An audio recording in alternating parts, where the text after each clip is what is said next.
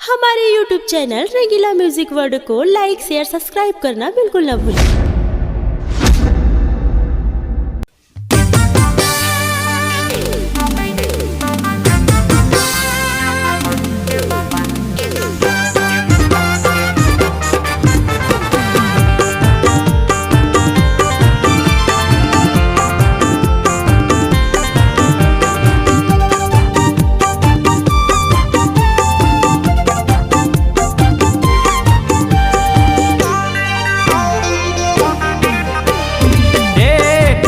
ममता उसका कम करे के रख क्षमता।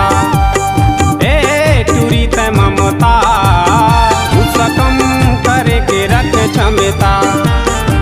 दिखस तय भोली भाली आवाज बड़ नखरा वाली। दिखस तय भोली भाली आवाज बड़ नखरा वाली। रहे का ठंडा जैसे थमसा। रहे का ठंडा जैसे थमसा। ए टूरी तय ममता कम करे के रख क्षमता। ए टूरी तय ममता उसका कम करे के रख क्षमता।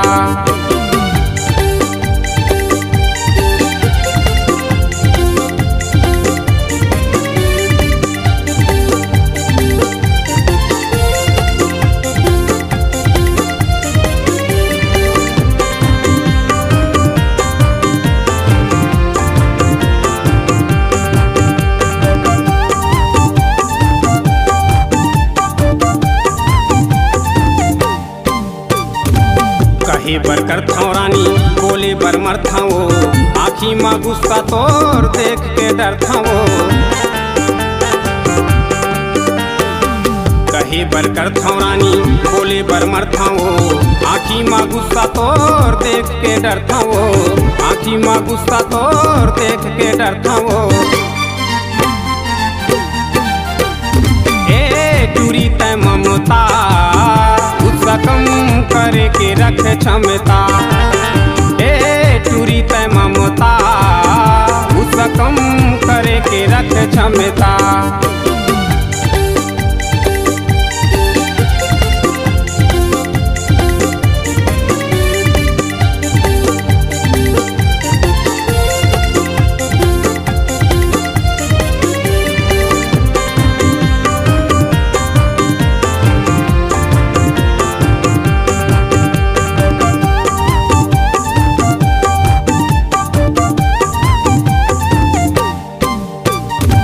माला तोर नाम के जब था सुबह शाम के।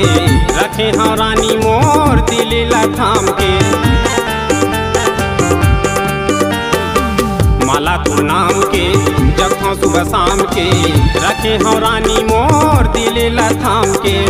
रखे हाँ रानी मोर दिल थाम के। ए टूरी तय ममता उसका कम करे के रख क्षमता। ए टूरी तय ममता उसका कम करे के रख क्षमता। दिखस तय भोली भाली आवाज बड़ नखरा वाली। दिखस तय भोली भाली आवाज बड़ नखरा वाली। रहे का ठंडा जैसे थमसा। रहे का ठंडा जैसे थमसा। ए टूरी तय ममता उसका कम करे के रख क्षमता। ए टूरी तय ममता उसका कम करे के रख क्षमता। उसका कम करे के रख क्षमता। उसका कम करे के रख क्षमता।